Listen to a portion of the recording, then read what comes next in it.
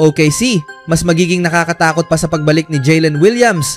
At Jimmy Butler, pinagtanggol si Coach Kerr. Ang players ang may problema. Ang Oklahoma City Thunder ay nagkaroon ng isang napakabangis na simula sa 2025-2026 NBA season, kasalukuyang may record na 18-1 matapos ang kapana-panabik na panalo nila kahapon laban sa Minnesota Timberwolves.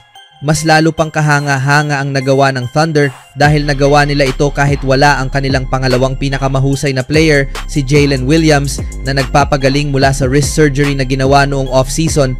Gayunpaman, nitong araw, nakatanggap ang team ng positibong balita tungkol sa kondisyon niya. Just in, Thunder All-NBA guard Jalen Williams is off the injury report and will make his season debut against the Phoenix Suns on Friday in OKC, multiple sources tell ESPN. Williams recovered from wrist surgery after playing through a torn ligament in the 2025 title run, ulat ni ESPN NBA insider Shams Charania sa X.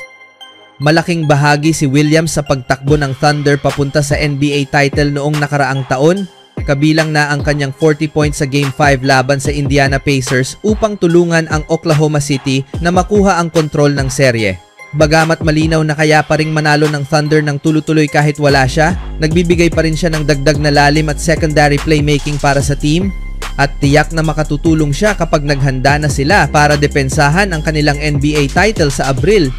Sa anumang kaso, ang laban ng Oklahoma City Thunder at Phoenix Suns ang magsisilbing opisyal na debut ni Williams ngayong Sabado. Ito ang pinakaabangang sandali para sa maraming fans, lalo na't matagal nang hinihintay ang kanyang pagbabalik sa aksyon matapos ang ilang linggong pahinga. Inaasahan na dadalhin niya ang kanyang enerhiya, depensa at playmaking na malaking tulong sa ritmo ng Thunder, lalo na laban sa isang powerhouse team tulad ng Suns na kilala sa kanilang explosive offense. Pagkatapos ng naturang laban, agad namang magbibiyahe ang Thunder upang harapin ang Portland Trail Blazers, ang nag-iisang team na tumalo sa kanila ngayong season. Dahil dito, may dagdag na motibasyon ang OKC na makabawi at patunayan na hindi aksidente ang kanilang malakas na simula. Ang back-to-back na laban na ito ay magsisilbing mahalagang sukatan kung gaano sila kahanda para sa mas mahihirap na matchup sa mga susunod na linggo. Ang mga fans naman ay siguradong sabik makita kung paano maaapektuhan ng pagbabalik ni Williams ang takbo ng kanilang kampanya ngayong taon. Sa kabilang balita, matapos manghina ang Golden State sa dulo ng laro kahapon ng araw, dahan-dahang naglakad ang team papasok sa locker room matapos ang pagkatalo sa Houston Rockets. Doon, naglinis ng lalamunan si Jimmy Butler at nagbitaw ng maiinit na salita. "Hindi kami nagba-box out," sabi ni Butler. "Hindi namin sinusunod ang scouting report. Hinahayaan namin gawin ng kahit sino ang gusto nila. Open shots, pasok sa paint, free throws. Nakakalungkot." Pagkaraan ng ilang minuto, dumating si Draymond Green at nagbitaw din ng matinding puna tungkol sa laro ng Warriors ngayong season, lalo na sa depensa. "Basura ang depensa natin," sabi ni Green. "Hindi lang ito tungkol sa mga numero. Ano ang pakiramdam mo kapag nasa court ka? Parang kabiguan ng kabiguan. Mas malaki ito kaysa numero. Alam mo yon? Ang depensa ay tungkol sa pagdadala ng sarili. Kapag puro letdown, nawawala ang tindig mo, nawawala ang tapang mo, kaya nagmumukha kang malambot na team. Mas malaki ito kaysa sa numero. Ano ang nararamdaman ng kalaban kapag dinidepensahan mo sila? At sa ngayon, wala silang nararamdamang puwersa. Kahit nakakakuha ka pa ng stops. Oo, mahuhusay ang mga coaches namin, may magandang scheme, pero nasaan ang puwersa? Wala tayo nun. Hindi gusto ng Warriors, lalo na ng mga batikang players, ang kalidad ng larong ipinapakita nila ngayong season. Pumasok sila sa training camp na may pangarap na makatakbo muli para sa isang kampyonato. Ang ikalimang singsing para kina Stephen Curry at Green, ang una para kay Butler at ang pangalawa para kay Al Horford na bagong Warrior.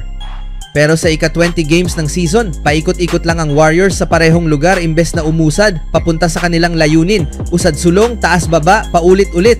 Babalik sila sa parehong problema. Labis na nadidismaya na hindi sila makausad.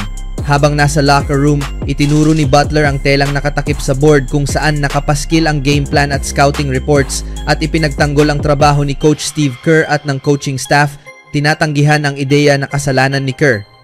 "Sa tingin ko, kailangan lang naming gawin ang trabaho namin bilang mga players," sabi ni Butler. "Wala akong pakialam sa sinasabi ni Steve. Hindi ito nasa kanya, hindi ito nasa coaches. Hindi nyo nakikita, Pero nandoon yun sa likod, isinusulat nila lahat ng kailangan naming gawin at inilalagay nila kami sa posisyon para maging matagumpay. Pinag-aaralan namin ito isang araw bago ang laro, pati sa araw ng laro, kailangan naming i-execute. Kaya huwag makinig kay Steve kapag sinasabi niyang, kasalanan ko ito. Hindi. Nasa mga taong nandito sa locker room. Hindi ito ang unang beses ngayong season na nagsalita sina Butler at Green tungkol sa paulit-ulit na problema ng team. 2 linggo pa lang ang nakalipas, binanggit nila ang parehong issue matapos silang tambakan ng Thunder sa Oklahoma City. Ang record ng Golden State noon ay 6-6 at 4-4 sila mula noon. Paikot-ikot lang, may ilang defensive stats ang Warriors na katamtaman, ika-10 sila sa defensive rating. Pero ang iba, hindi maganda. Ika-15 sila sa field goal percentage defense at ika-22 sa rebounding, 2 mahalagang bahagi ng depensa. Para kina Butler at Green, higit pa sa numero ang tinitingnan nila, ang asal at mentalidad ng team, paano sila tumutugon kahit sa pinakamaliit na pagsubok. Hindi nila gusto ang nakikita nila. Kapag pumapasok ang mga shot namin, nagsasaya kami, nag-cheer, sabi ni Butler. Pero kapag hindi maganda ang takbo ng laro, yuyuko kami, parang nagdadrama. At hindi kami nagbabox out, hindi bumabalik, nagfa-foul, lahat ng maling bagay. Kapag maganda ang takbo, ang tawag ng iba, front running. Pero kapag maganda ang takbo, puro ngiti. Walang ngiti ang Warriors sa pagkatalo kahapon. Ang locker room na masigla noong Martes ay naging tahimik at dismayado, hindi lang dahil natalo sila sa home game na may 12-point lead sa halftime, kundi dahil umalis si Stephen Curry sa ika-4 na quarter dahil sa right quad contusion. Mas maganda ang laro ng Warriors kapag kasama si Curry kaysa wala siya. Pero 5 linggo na ang nakalilipas mula nang magsimula ang season, wala pa rin silang tuloy-tuloy na momentum. Paano masisira ng Warriors ang siklong ito ng pagkabigo? Kailangan ng bawat isa sa amin na harapin ang kani-kanyang hamon, sabi ni Green. Kapag hinarap mo ang sarili mong challenge, saka lang gagana ang team. Hindi gagana ang team kung hindi natin inaako ang individual challenge. At sa ngayon, individually at alam kong gusto nyong baluktutin ang mga salita individually, sobrang pangit namin. Hindi naman talaga sila sobrang pangit kung susukat sa NBA standards. May 17 team na mas maganda ang record at 12 na mas masama. Pero sa pamantayang itinakda ni na Curry, Green at sa inaasahan ni Butler, malayo talaga sila sa dapat abutin. Noong nagsalita ang mga veterano, 2 linggo na ang nakalipas, maganda ang naging tugon ng team. Nanalo sila ng 3 sunod-sunod at nagpakitang kaya pa nilang bumangon. Pero ngayon, ibang usapan na.